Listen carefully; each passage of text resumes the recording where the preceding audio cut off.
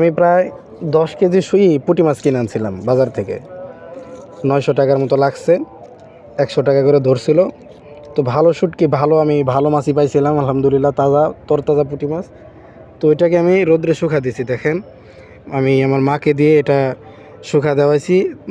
আমি বলছিলাম মাকে না দেওয়ার জন্য, কারণ হাতে বানানো শুটকিতে কিন্তু অনেক গন্ধ থাকে। তো মা বলতেছে যে না, এটা 3-4টা রোদ খাওয়াইলে শুটকিতে এই গন্ধটা থাকবে না, মানে ভালো মতো যদি শুকানো যায়।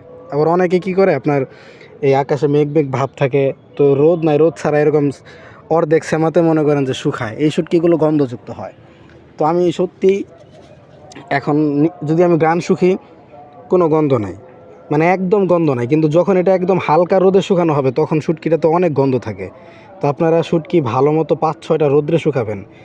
যখন দেখবেন যে ভালো রোদ উঠছে, সেই রোদ্রে রাখবেন। এরকম 5-6টা রোদ খাইলে দেখবেন যে শুটকিতে কোনো গন্ধ থাকবে না।